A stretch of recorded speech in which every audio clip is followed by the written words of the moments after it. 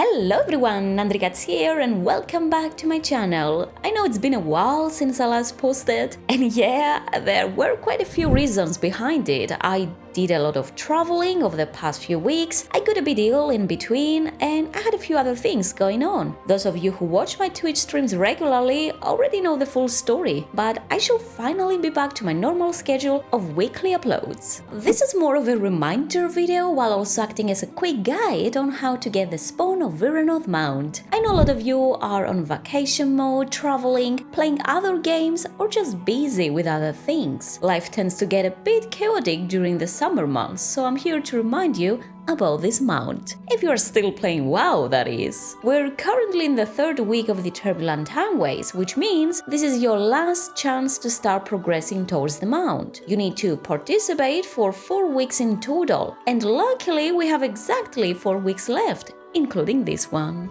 All you need to do is open up your LFG and queue for random Timewalking dungeon. Every dungeon you complete gives you the Knowledge of Timeways buff and it stacks up. Stack it up to 4 times by completing 4 dungeons and it'll upgrade into its stronger version, the Mastery of Timeways, increasing the XP gains even further. Then repeat the same process for another 3 weeks and you learn the Master of the Turbulent Timeways 5 achievement, which rewards the spawn of Vyranoth mount. This amazing looking proto-drake, inspired of course by Vyranoth the Incarnate herself. That's it. Now, just like previous Turbulent Timeways rewards, I believe this mount should become purchasable after the event ends if you miss out. So if you forget a week and don't manage to get that achievement, it should still appear on the Timewalking vendor during a future Timewalking event. I am assuming, of course, I didn't see any concrete evidence of that from Blizzard's part. If it does make it to the vendor though, the downside is that you'll have to spend 5,000 Time War badges. And you know, those don't grow on trees, whereas right now you can earn it for free. Well, free aside from a bit of your time.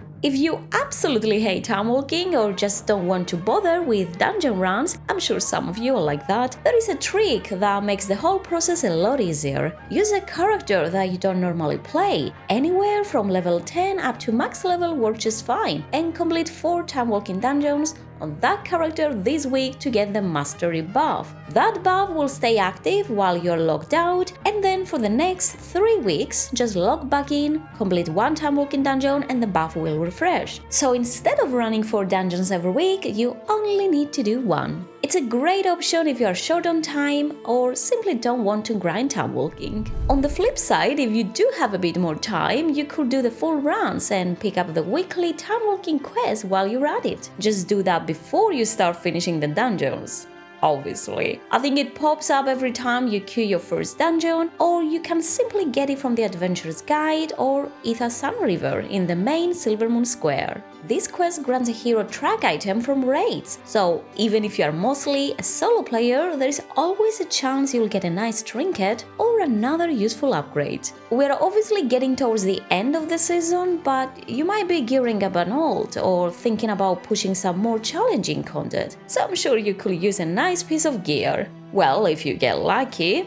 And let's not forget that this is also a great time to level up your ults through timewalking. Not only is there a high demand for dungeon groups because of the mount, but you also get 30% extra XP from the Mastery buff. That buff refreshes every time you complete a timewalking dungeon, so you can keep it up indefinitely. Queue times aren't too bad either, although if you can tank or heal, they'll be even faster. I really feel like we've reached a point in this patch where there isn't a whole lot left to do. We are finishing up with the Omnium Folio quest this week and the new zones already feel a lot quieter. So yeah, if you've got some spare time, this is a great opportunity to level up a few tunes. You can use other methods to level up as well. You don't necessarily have to grind timewalking all the time, but you should at least get the buff first. And remember, timewalking starts at level 10, so you can always roll a brand new character and level it this way while also earning a few badges along the way. And on that note, make sure to check out the vendors as well, especially the new one when Dragonfly comes around. They've added some pretty interesting goodies, so you might want to have a look if you haven't already. And yeah, that's pretty much all for now. Let me know what your current goals are in WoW. As for me, I'm still trying to get the meta mounts from Vol and Night Owl. I quite hate the time getting poured on the quest lines.